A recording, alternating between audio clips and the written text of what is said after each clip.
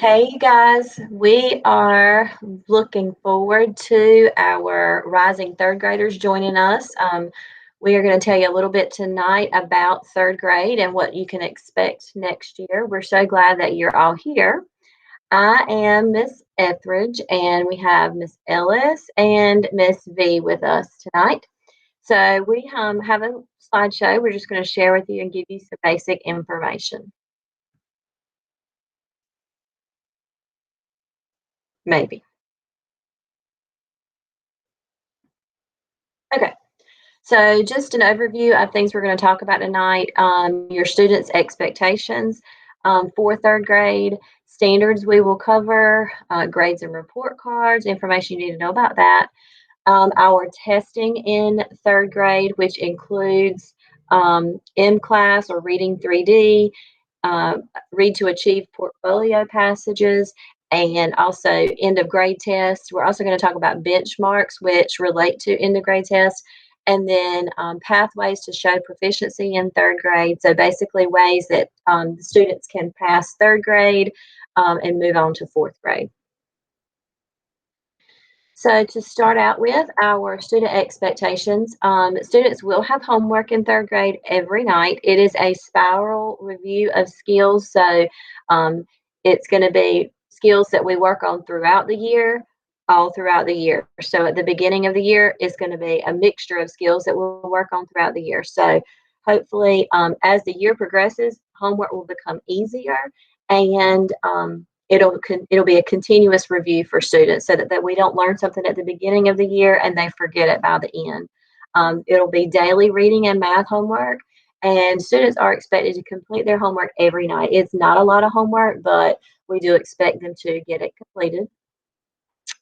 For behavior, we do follow our SOAR expectations, which means that we are safe, orderly, accountable, and respectful. And along with our SOAR expectations and behaviors, we want you just basically to treat others the way you want to be treated. We do use Class Dojo and give positive points and negative points with behaviors. So as long as students are soaring, they should be earning positive Dojo points. Other things to know just in general about expectations, um, we send home graded papers weekly. They are sent home for parents to sign and return, but keep in mind that especially this year, which I know you know, and moving forward, they're not everything that we assign for students is on paper. So we still will send home weekly folders, but if there's only 2 or 3 papers in there, that doesn't mean those are the only grades for the week. We go through Google Classroom. Your students will become experts with that, and lots of grading goes through Google Classroom. Also, grades can be checked on PowerSchool. That information you'll get at the beginning of next year on how to log into your student's PowerSchool account. And that's very important because, like I said, not everything is on paper, but you can see your students' grades at all times. And if there's something missing, you'll know, and you could speak to them about completing those assignments. So that's basically an overview of our expectations for third graders. Going over our standards that we teach in third grade, a lot of these reading standards especially may sound familiar because just like I talked about our homework being a spiral review throughout the year, reading tends to be spiral. They do a lot of the same standards each year. We just build on those standards. So we work on finding the central message of a fiction text or finding the main idea of an informational text. And those two skills kind of relate, but as you see, one is for fiction and one is for nonfiction. Using context clues to determine the meaning of an unknown word or phrase. Figurative language, we focus on similes, metaphors, personification, and students are expected to be able to use context clues to figure out what those figurative language, what they mean. We learn about identifying text structures of a paragraph or an entire passage, and the structures we focus on are compare and contrast, sequence, cause and effect, description, and problem solution. We use lots of text evidence to support answers. We always tell students when we're reading passages and they answer a question about it, where did you find it? They need to go back in the text and find their proof or find their evidence to support their answer. We also talk about character traits, and we do poetry.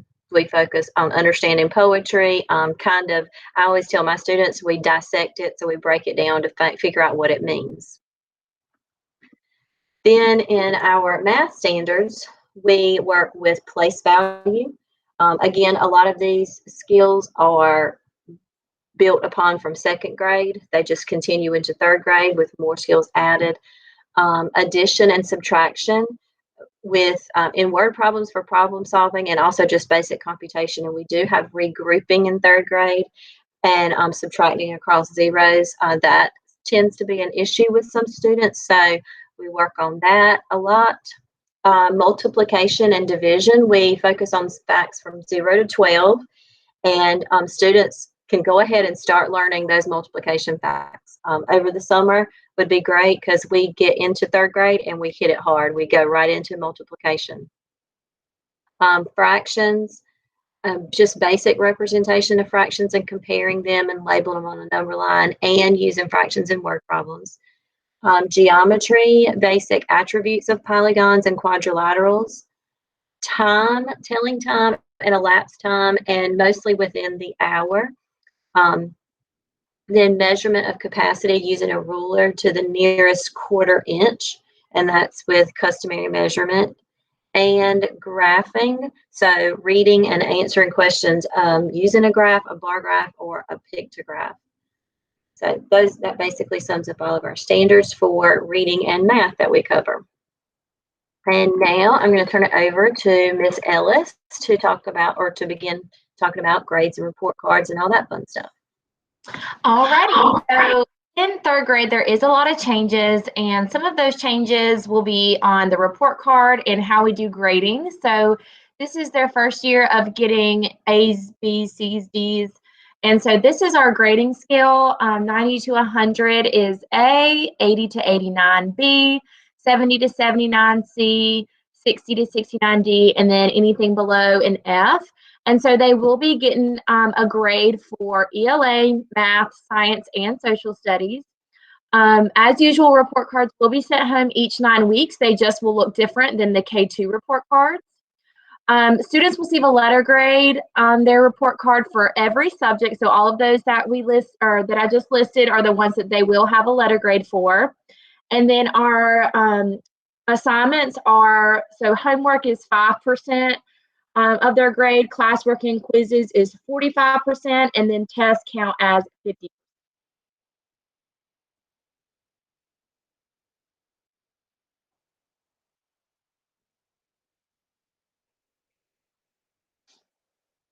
Okay, so one thing that is the same as K2 is we still do in-class testing.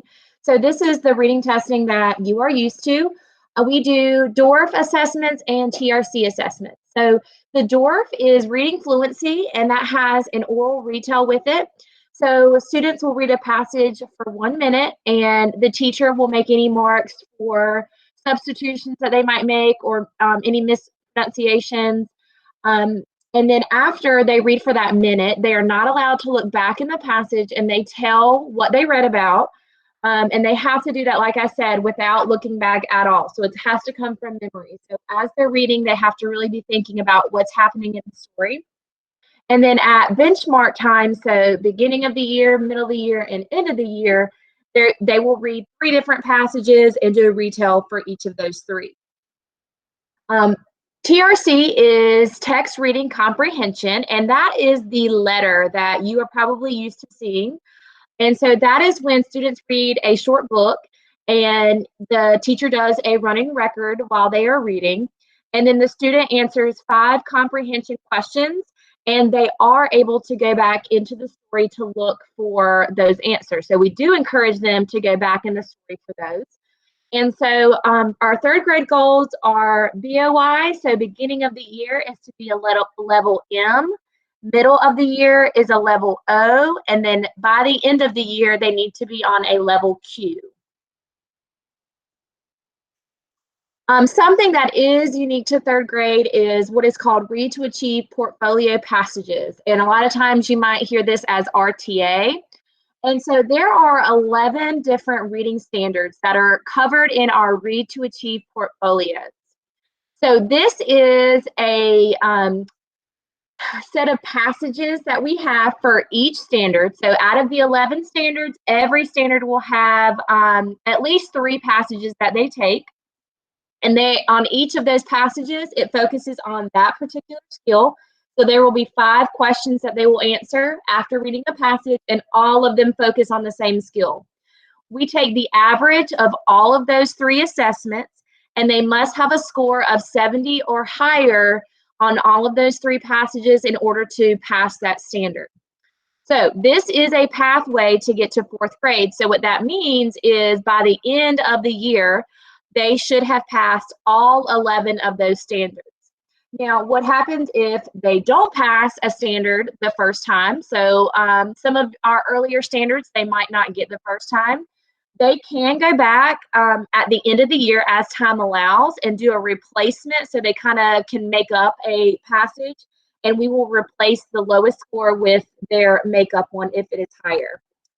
So a lot of the key skills that we cover with these portfolios are main idea, central message, context clues, figurative language, character traits, text structure, and text evidence. So those are all of our main skills that we cover.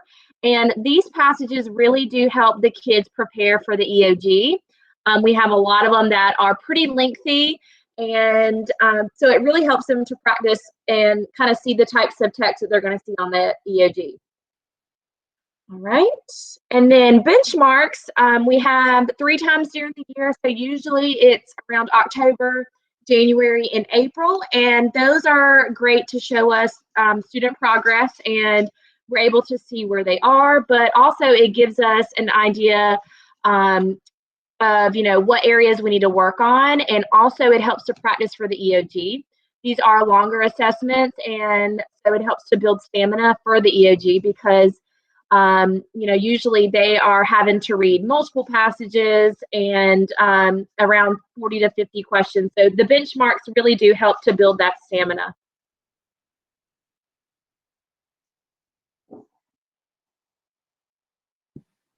All right, and then one of the more difficult challenges that third graders face is that this is the first year that they will have end of grade tests.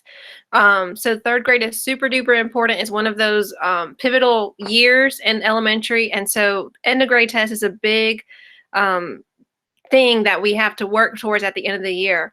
For our math EOG, there's usually between 40 to 50 questions, and there is an active calculator active part and a calculator inactive part to it. And so all of the problem solving, all of the skills that we have learned throughout the year will be up there. And so at the end of the year, we spend a good majority of the end of the year reviewing for it and making sure we hit hard on things that, they may have been weak on, especially on the benchmarks.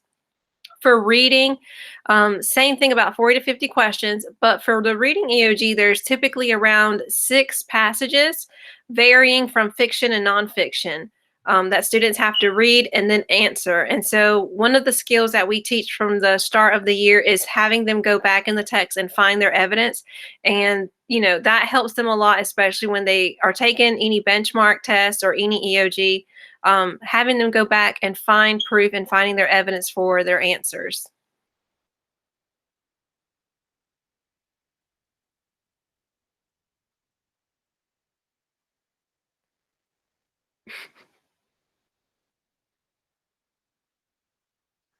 I'm sorry, Miss V, you were cutting out. I wasn't sure if you were done. You're ready for me to change it, right? Yes, please. Yes. Okay, sorry. Okay. And then as Ms. Ellis talked about portfolios and M-Class, in third grade is very unique as there's different what they call pathways to show proficiency. So different opportunities for students to show that they are ready to move on to the next grade level. One of the things at the beginning of the year is called the BOG, or beginning of grade reading test, which is the exact same format as the end of grade third grade reading test. Students are given it at the beginning of the year, And believe it or not, some students actually pass the reading test at the beginning of the year, while others do not. And if your child takes it, this upcoming August, September, and they do not pass, that's perfectly fine. We do not expect students to pass the beginning of grade reading test because it is, third grade material, third grade content, and we haven't exactly taught that yet. But it gives us a good measurement of how students are performing at the beginning of the year, and it helps us show growth when students complete, benchmarks or the end of grade test at the end of the year. It shows tremendous growth for students. But that is one of the pathways. Another pathway, as Ms. Ellis talked about, was the Read to Achieve portfolio passages. And so these portfolio passages are skill-based, and they're taken throughout the year. And as Ms. Ellis talked about them, it is a passage with 5 questions. And so it is it's less dense than the reading EOG, which consists of 6 passages and 40 to 50 questions. So it's a little bit more achievable and attainable for students. Another pathway is to achieve a level Q on M-Class or Read 3D. And students can achieve a level Q at any given point throughout the year, at the beginning of the year, the middle of the year, or the end of the year. Once they achieve level Q, that doesn't mean that they're done. That just means that they're reading on grade level, which is awesome. And so that is one way to show proficiency also. Another way to show proficiency is what we call the Lexile test, which is a test. It's not as long as the EOG, but students will read short little passage, answer some questions. And so it's just another measure, another opportunity to measure the students' reading level and see how they're doing. And then, of course, the last way to show proficiency is the end of grade test. And this is a little bit more difficult for students, especially, third grade being the first year of end of grade test. But in order for students to show proficiency on the EOG, they must have a level 3, 4, or 5. So in third grade, like I said, it's very unique. This is the only grade where we have multiple ways to show proficiency. In fourth grade, fifth grade, it's not like this. But in third grade, one of the biggest things that they push for or measure is reading. And so as you can see, all of these pathways have something to do with reading. And it's super important that, your child reads aloud at least 5 to 10 minutes every night, and that can help boost their fluency and help them, do really well on these multiple ways to show proficiency.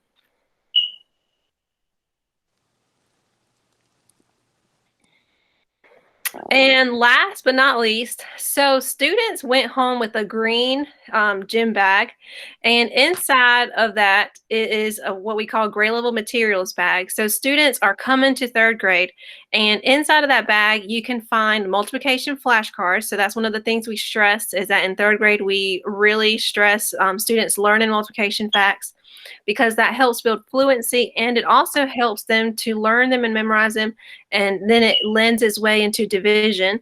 So multiplication flashcards are included in their bags, and also they have a math workbook and a reading comprehension workbook.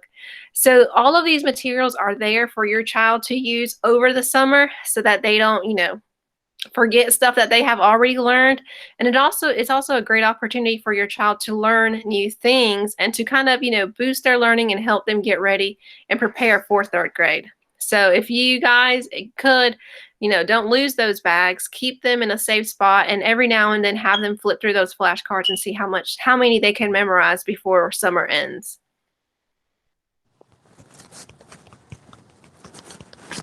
All right, and at this time, just make sure, one thing we want to stress to you is making sure that you guys stay in touch with Lucama Elementary School. So if you haven't already, we are on Facebook and on Instagram.